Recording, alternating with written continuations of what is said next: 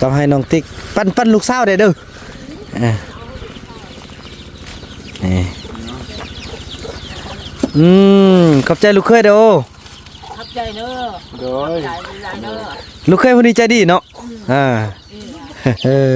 อันนี้อันนั้นเด้ออันนี้นี่พี่น้องประมาณก็ประมาณมันจักมันซินยังบ่ได้เบิ่งซินมั่วไหมเนี่ยว่าเลื่อมก็อันนี้เล็บมันน่ะตีนมันเนาะทึกอยู่บ่าวบุญนำจะซื้ออันนี้ลูกซื้อแล้วเด้อซื้อแล้วเอาไปปั้นหาลูกหาหลานนี่กินเนาะทึกอยู่200,000พี่น้องเอ้ยลายเบอร์บ่เบิ่งดูพอแล้วตินี่เนี่ย200,000นี่นี่1เบอร์2เบอร์3เบอร์4เบอร์เนาะแปลว่าอีวาดว่าลูกอีบุญนำซื้อแล้วเด้ออันนี้ครับมันยังมันวะคือเป็นนั่นข้ามันดีข้ามันเมื่อละกาทำบันไดเด้อทำบันไดอันเมทาเพศได้แบ่งเมทาเพศแดแบ่งพระจันทร์แล้วก็ครอบครัวพวกน้องกินไปจังสั้นแหละไปเมื่อ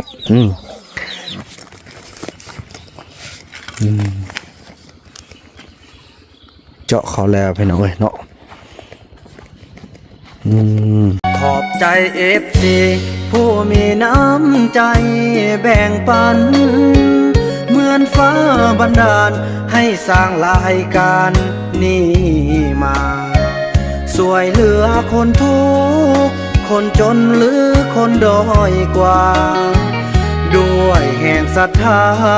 บุญนำพาได้มาร่วมทาง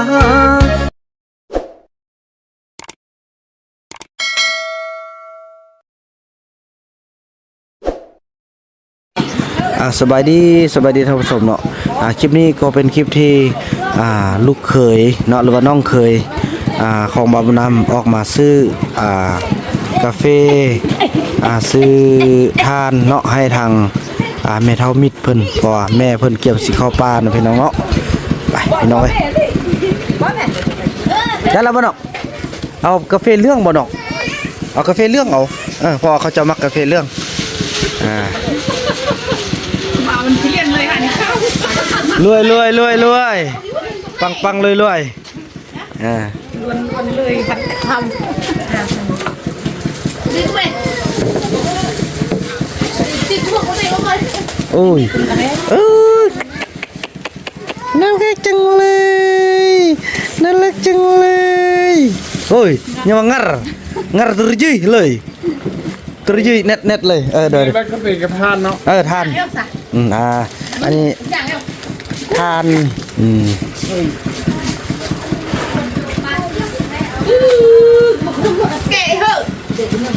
ทาน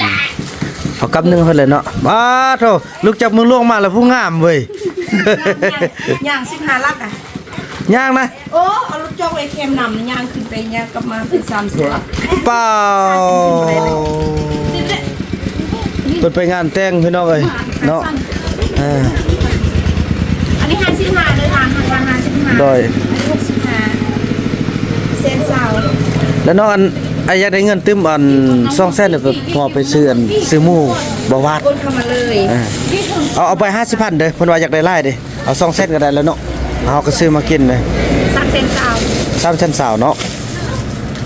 เอาไป50,000หรือว่าเอาไป50,0003เซนซาวเนาะนี่โอ้กดดิไอ้นั่นกูอยู่กับปรัชญานะมืด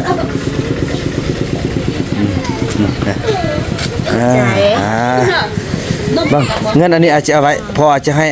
ให้ทางบ่าววัดเด้พอจะให้แม่แล้วว่าเพราะว่าอีบุญนำเอาเงินเฮ้อแล้วคาสินมูสินะเนาะน้องเอ้ยเพราะว่าจังซี่แหละพูดให้แล้วก็สิชื่อคนนั้นกาแฟนี่ไปนี่กลับบ้านโดยเช่นกันไปนี่เพิ่นไปแม่กินน้ำมันแม่น้ำชีวิตไปโอ้เพิ่นชีวิตก็ได้ให้เราดีเพิ่นจะได้น้ำชีวิตก็ได้จะมากินวิตามินซีน้ำชีวิต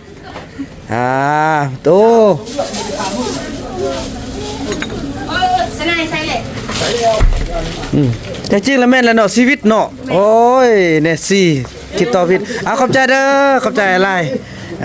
พี่น้องเอ้ยเอาเพิ่นแถม เพิ่นแถมนี่ อยากได้ของแถมแล้วซื้อเครื่องเพิ่นหลายๆเด้อเพิ่นซื้อ12ล้านป้ายเพิ่นแถมให้บอกกันเนี่ยคันอยากได้ของแถมคือลูกบุญนำแล้วซื้อเครื่องมันเอา18ล้านเด้ออันนี้บ่ยอกเด้อแต่ว่าขอบใจเด้อขอบใจอะไรคำคุณเด้อนี่ อย่าลืมเด้อคันดาว18ล้านได้กิน บ่ได้เด้อพี่น้องว่ายกหัวกันเนาะจังซั่นแล้วพี่น้องเอ้ยกลับบ้านกันเนาะเพราะว่าใส่นี่ใส่สิ้นแล้วจากคลิป EP ที่แล้วพี่น้องเนาะก็จะเป็นการที่เดินทางกลับบ้านกันพี่น้องเนาะบัดนี้มื้อนี้มื้อสิ้นกันละบัดนี้จังซั่นแล้วพี่น้องเอ้ยพบกันตอนต่อไปเนาะพี่น้องแล้วมาฮอดตอนนี้เนาะหมู่บ้านเผาตรงเหลืองเฮาพี่น้องนี่ถือว่าใบไม้ก็เริ่มร่นเนาะ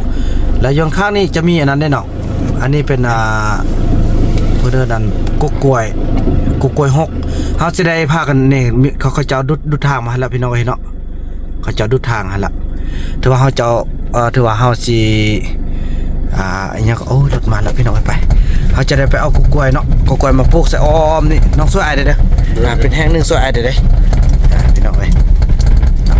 นี่เขาจะดุดทางมาแล้วเขาจะเอารถซิ่งหรือว่ารถรถซิ่งแท้รถนี้ไปบ่ได้รถคันนี้ไปบ่ได้พี่น้องแต่รถซิ่งเอากล้วยหกมาปลูกอ้อมทำเป็นปลากล้วยเลยพี่น้องเอ้ย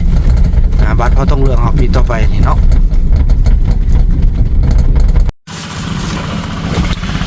ตอนนี้เราก็ได้เดินทางมาฮอดบ้านเขาแล้วพี่น้อยเนาะมาแล้วจ้านี่มอบให้แม่เลยก็ให้น้องติ๊กปั้นลูกสาวได้เด้อ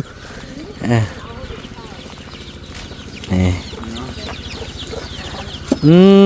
ขอบใจลูกเคยเด้อขอบใจเด้อ โดย ลูกเคยคนนี้ใจดีเนาะข้าวเนื้อ ลูกบ่กินข้าวเนื้อปากม่วนกระดออันนี้โอ้ดีทางนี้ก็มีปอโดช่วยกันหาเงินพี่น้องเอ้ยหุ่นน่ะเอ้ยเจ้าลูกถ่ายคลิปดีใจพี่น้องเอ้ยหาเงินช่วยกันคนละเล็กคนละน้อยจังซี่แหละอันนี้อันนั้นเด้ออันนี้นี่พี่น้องประมาณก็ประมาณมันจักมันซีนยังบ่ได้เบิ่ง สินมั่วไหม ยังว่าเลื่อมก็อันนี้เล็บมันน่ะตีนมันเนาะทึกอยู่บ่าวบุญนำจะซื้ออันนี้ลูกซื้อแล้วเด้อซื้อแล้วเอาไปปั้นหาลูกหาหลานนี่กินเนาะทึกอยู่200,000พี่น้องเอ้ยลายเบอร์บ่เบิ่งดูพอแล้วตินี่เนี่ย200,000นี่นี่1เบอร์2เบอร์3เบอร์4เบอร์เนาะแต่อีวาดว่าลูกอีบุญนำซื้อแล้วเด้ออันนี้เฮาแล้วอันนี้เด้อันนี้คือกันเด้เนาะอันนี้แล้วเอาค่าทานกับนั้นเนาะก็พอแล้วเนาะเฮาซื้อกับเพลงตั้ง3เส้นปลายแต่จริงเอาไปซื้อกับบ่ซ้ํนี่เนาะจังซี่ล่ะน้องไอ้ความทุ่มเทแบบว่าส่งเสริมเขาเจ้านะถ้าว่าไปซื้อทางอื่นนี่อันนี้ก็ว่าก็หมดเขาขายก็บ่เกิน 20,000 บ่เนาะแต่เฮาซื้อนี่ที่ก็ได้กินนี่3เส้นปลายเนาะ3เส้นสาว3เส้นสาวพี่น้องเอ้ยรวมอย่างหลายอย่างเลยจังซั่นแหละไปมื้อนี้ไม่ได้อาจจะเอาไปไว้พุ่นเราเฮาแบ่งกันกินแต่ละมื้อเราพวกเราพากันไปซอกเก็บผักมาเมือดเด้อเด้อลูกเอาไปเลยเด้อเดี๋ยวแม่ แม่ลูกเอาไปแล้วเด้อลูกซื้อแล้วเด้อติ๊กบัดนั้นเราอันสิกินเราเอิ้นสายเด้อไอ้น้องอยากกินเราแบ่งสินให้น้องได้ไอ้สิแบ่งให้เด้อจังซั่นล่ะเบ่งกันเด้แบ่งให้ลูกสาวได้เด้อไปให้อีวาดได้ลูกซื้อแล้วเด้อบ่อย่าหาว่าลูกบ่ซื้อเด้ซื้อไว้ให้พุ่นกินนำกันหมดล่ะไปเนาะเอานี่ไปให้ไปไว้เทิงกันเด้ไปไว้อยู่เฮือนเลยก็ได้แต่สำคัญเร่งสำเร็จเฮามีมิดเท่านี้แหละมื้อแรกไปซักกระแทบบ่ลูกเนาะซักกระแทบเนาะเป็นพ่อน้ำเนาะฮัสซะ ฮัจจ้าฮัจจ้าฮัจจ้าเฮ้ย บ่ไปเฮือนลูก ไปเถอะ จับเครื่อง เพราะยังมีเวียกหรอกอันนั้นเอาไปเท่าเลยก็ได้เนาะ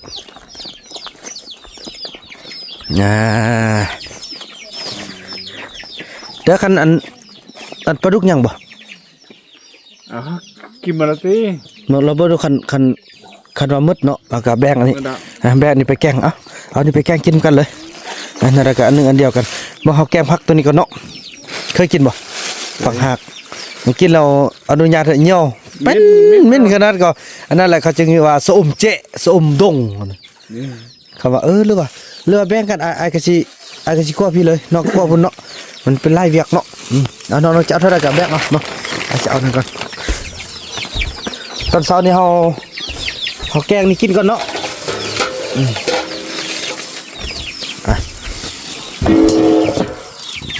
แบ่งกันว่ากินดำเล็กดำน้อยก็ได้ละคนอันครบคนน้อย2คนได้ละเอาตัวนั้นก็ได้อันนี้เอาไปพวกนอกตัวได้ไล่นะโอเคไปกินซ้ำนี่พอละอันนั้นไปแกงกินเด้อเราชิ้นหมูกินตอนช่วยเนาะเฮาแกงสดนี่ก่อนเนาะแล้วสิใส่ชิ้นหมูหอมเมื่อเอา เมื่อนะ สิมุ่งเมื่อเอาสนะแบ่งเอาแกะเอาเนาะแกะเอาไปป้าพุ่นเรามันคือว่าแหละจุอันนั้นมาเขาก็จุเขาบอกนู่นบอกอันนั้นมาเขาก็จะกินซื่อๆแล้วเขาบ่คุณค่าอย่างบ่ฮู้ว่าเฮาซื้อนะเห็นบัตรเขาได้แล้วเขาไปขายทางอื่นซึ่งแล้วมันบ่ยังต่างพี่น้องเนาะมันบ่ดุนเดี่ยงกันนะอยากกินแล้วก็มาเอาโธ่เอาต้มตีนเลยไปเอาต้มตีนเดียวพอละบ่ต้มนะเอาซีนเลยเลือกเอาอันนี้เมื่อพอโอเคเบิ่งอันนี้นี่มันยังมันวะคือเป็นนั่นข้ามันดีข้ามันนะเมื่อละกาทำบันไดเด้อทำบันไดอันเมทาเพศได้แบ่งเมทาเพศได้แบ่งพระจันทร์แล้วก็ครอบครัวของน้องกินไปจังสั้นละไปเมื่อ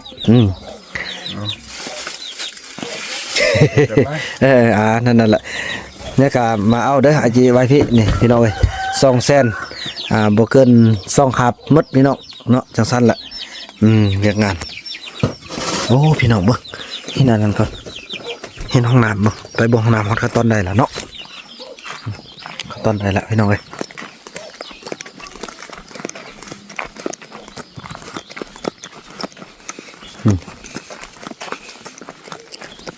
ทั่วดีใจพี่น้องมีทางน้องเคยมาช่วยแบ่งเบาภาระเนาะแบ่งอาหารให้ทางพระจันทร์แบ่งอาหารให้ทางแม่ทัพแพทย์พี่น้องเอ้ยเนาะ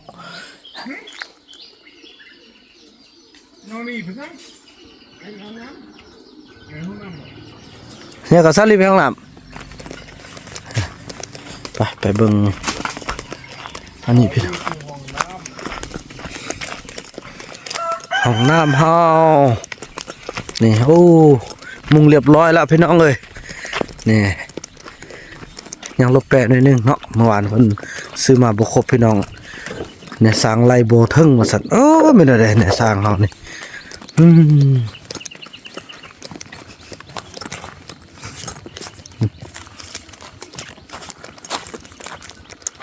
นี่ก็โอ้โถปันลมปันทรายก็งามเลยเนาะ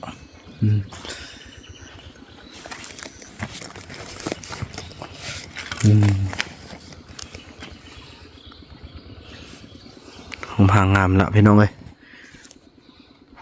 ฟ้าเดี๋ยวเอามาใส่แล้วบ่เอามาใส่แล้วเจาะเขาแล้วพี่น้องเอ้ยเนาะ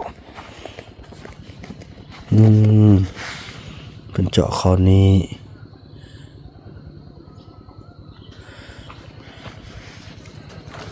ปูนแลนแล้วบ่นี่แม่นเอาได้ปูนบ่แลนแล้วเอานั่นใส่แล้วฮะอีหยังวะอันนั้นสิแลนได้แบบนั้นน่ะโอ้ในสร้างนี่บ่ได้เรื่องพี่น้องเอ้ย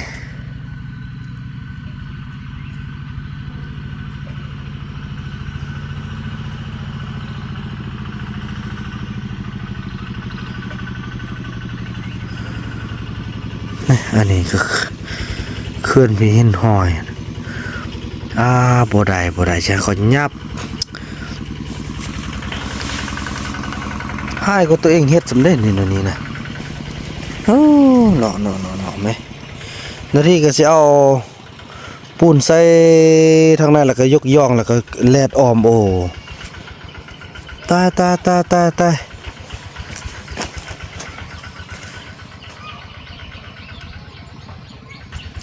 ค่อยปรับปรุงเอาเนาะขอมันสำเร็จก่อน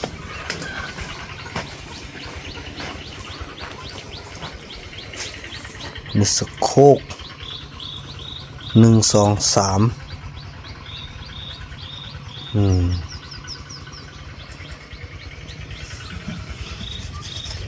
สังกะสีก็เป็นสังกะสีไทยเนาะมาโอเคอยู่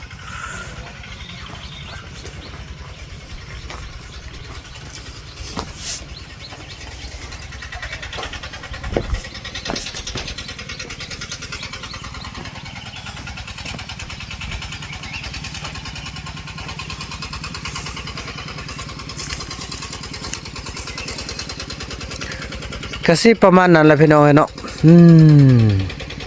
ทางเทิงได้ละเอียดเนาะจบงาม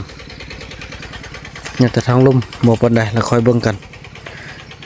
บางเทื่อเขาก็อาจจะตาบยังต่างแต่ว่าที่จริงหลักการมันบ่เฮ็ดแนวนี้แหละพี่น้องหลักการมันเนาะอันนั้นเราก็ต้องย่องแล้วก็ปกโอแล้วก็รีดทางข้างเนาะอันนี้ก็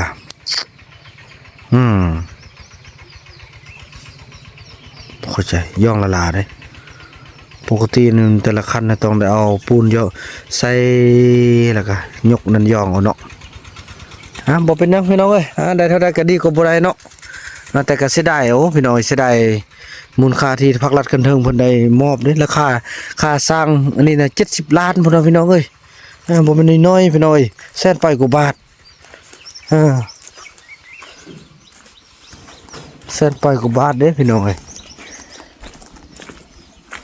เรื่องงานนี่ซาอยู่ขั้นปฏิบัติพี่น้อง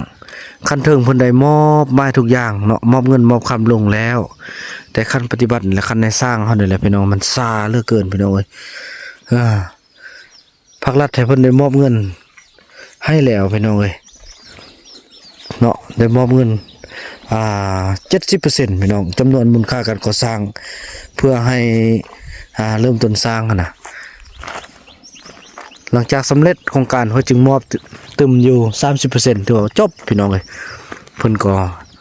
ปานนั้นก็ยังซ่าไปนี่พี่น้องคันมอบหมดได้ตายเลย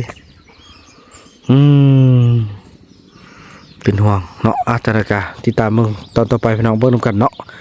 ก็ทุกอย่างก็ค่อนข้างจะดีออกมาแล้วล่ะลูกลิล่ะลูกเอาไปเมียนเด้อลูกเด้อลิล่ะลูกเอาไปเมียนดีๆเด้อบ่ต้องทิ่มสายเด้เท่าวันนั้นแหละพี่น้องเอ้ยเท่าคลิปด้วยคลิปนี้บ่าวนำขออนุญาตจบคลิปกันสักนิดก่อนแล้วพบกันในคลิปต่อไปเนาะคลิปนี้บ่าวนำขอกล่าวคำว่าสบายดี